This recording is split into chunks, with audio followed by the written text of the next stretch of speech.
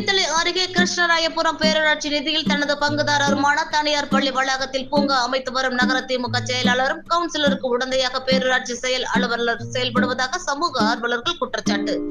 பேரூராட்சிக்குட்பட்ட பல்வேறு பகுதிகளில் இடம் இருந்தும் பொதுமக்கள் பயன்பாட்டிற்கு பூங்கா அமைக்காமல் திமுக கவுன்சிலர் தனது பங்குதாரருமான தனியார் பள்ளி வளாகத்தில் பூங்கா அமைத்து வருவதை சமூக ஆர்வலர் மாவட்ட ஆட்சியர் தமிழக முதல்வர் பிரிவுக்கு மனு அளித்திருந்த நிலையில் சமூக ஆர்வலரை கொலை மிரட்டல் விடுத்து வருவதாக ஆட்சியரிடம் புகார் மனு அளித்தனர்.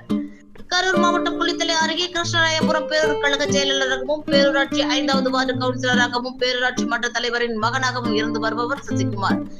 இவர் அரசு ஒப்பந்தங்களை எடுத்து பணிகளை மேற்கொண்டு வருகின்றார். கடந்த வருடம் பேரூராட்சி நிதியிலிருந்து கலைஞரின் நகர்ப்புற மேம்பாட்டு திட்டத்தின் கீழ் கோவக்குளத்தில் உள்ள தனியார் பள்ளி வளாகத்தில் 43 லட்சம் ரூபாய் நிதியில் பூங்கா அமைப்பதற்கு தீர்மானம் நிறைவேற்றப்பட்டு நிதி ஒதுக்கீடு செய்யப்பட்டது.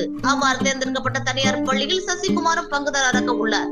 கிருஷ்ணராயபுரம் பேரூராட்சிக்குட்பட்ட பகுதிகள் மற்றும் கோவக்குளம் கிராமத்தில் கோவில் அருகே 60 சென்ட் அரசு புறம்போக்கு நிலம் உள்ளது. அல்லது ஊருக்கு அரசு இடத்தில் பூங்கா அமைக்கலாம். ஆனால் அதை தவிர்த்து தனியார் பள்ளி வளாகத்தில் அரசு செலவில் பூங்கா அமைப்பதற்கான அவசியம் ஏன் வந்தது என பொதுமக்கள் குற்றம் சாட்டியுள்ளனர். மேலும் ஊரை விட்டு வெளியே உள்ள தனியார் பள்ளி வளாகத்தில் பூங்கா அமைப்பதற்கான அவசியம் ஏன்? தான் பங்குதாரராக உள்ள பள்ளியை மேம்படுத்த அரசு நிதியை முறைகேடாக பயன்படுத்தி வருவதாக குற்றம் சாட்டியுள்ளனர். மேலும் சசிகுமார் மேற்கொண்ட ஒப்பந்த பணிகளில் அதிக அளவில் ஊழல் நடைபெற்று உள்ளதாகவும் பணிகளும் மோசமாக இருந்த காரணத்தினால் கிருஷ்ணராயபுரம் யூனியன் அலுவலகத்தில் அவருக்கான அரசு ஒப்பந்தத்தை கூட ரத்து செய்து உள்ளதாகவும் கூறப்படுகின்றது. தற்போது ஆளுங்கட்சியில் பேரூர் கழக செயலாளராகவும் 5வது வார்டு கவுன்சிலராகவும் உள்ளார். மேலும் இவரது தாயார் தான் கிருஷ்ணராயபுரம் பேரூராட்சி தலைவராகவும் உள்ளார். கிருஷ்ணராயபுரம் பேரூராட்சியில் பல்வேறு நிதி முறைகேடுகளை ஈடுபட்டு வருவதாகவும் பேரூராட்சி செயல் அலுவலரும் அவர்களுக்கு உடந்தையாக இருப்பதாகவும் சமூக ஆர்வலர் அமிர்தானந்தம் குற்றம் சாட்டினார்.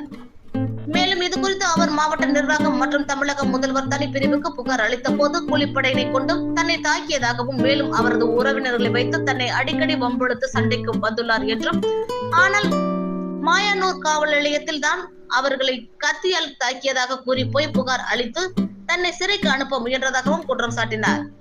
இந்நிலையில் கரூர் மாவட்ட ஆட்சியரிடம் சமூக ஆர்வலர் கருப்பு உடைகளுடன் வந்து முறைகேட்டுக்கான ஆதாரங்கள் புகார் மனுக்கள் கழுத்தில் தொங்கவிட்டவாறு மனு அளித்துள்ளார். அரசு நிதியில் தனியார் பள்ளி வளாகத்தில் பூங்கா அமைப்பதற்கு காரணம் என்ன என பேரூராட்சி செயல் அலுவலர் யுவராணியிடம் தொடர்பு கொண்டு கேட்டபோது, பேரூராட்சிக்கு அந்த பள்ளியில் 50 சென்ட் நிலம் கொடுத்துள்ளார்கள், வேறு எங்கும் இடமில்லை, அரசின் விதிகளுக்கு உட்பட்டுதான் அங்கு பூங்கா அமைத்து வருகின்றோம் என மனுப்பலான பதிலை கூறினார். இவர் ஒப்பந்தம் எடுத்து 2வது வார்டு மஞ்சமேடு பகுதியில் பணிகள் மேற்கொண்டு தரம் இல்லாமல் கட்டி முடிக்காமலேயே கழிவுநீர் வடிகால் இடிந்து விழுந்தது. இது குறித்து திமுக நகர செயலாளரும் வார்டு கவுன்சிலருமான சசிகுமார் கூறியதாவது: அரசு விதிமுறைகளுக்கு உட்பட்டு அனைத்து கவுன்சிலர்கள் மூலம் தீர்மானம் நிறைவேற்றப்பட்டுதான் பூங்கா பணி நடைபெற்று வருகின்றது என்று அவர் கூறினார். எங்க பூங்கா கட்டுறாங்க? பூங்கா பாத்தீங்கன்னா கோவகுளத்தில் கட்டுறாங்க. அவர் சொந்த சசிகுமாருடைய சொந்த ஸ்கூலு பஞ்சாயத்து பணத்தை எடுத்து கட்டுறாங்க. அது 43 லட்சம் ரூபா. அதை ஊருக்குள்ள அமைக்கலாம், இல்லை கோவகுளம் ஸ்கூலுக்குள்ள ஸ்கூலை விட்டு ஊருக்குள்ள கோயில் இருக்குது, அங்கே அமைக்கலாம்.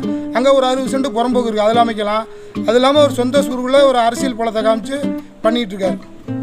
எதனால அவர் சொந்த ஸ்கூல்ல கட்டணும்? என்ன காரணத்துக்காக?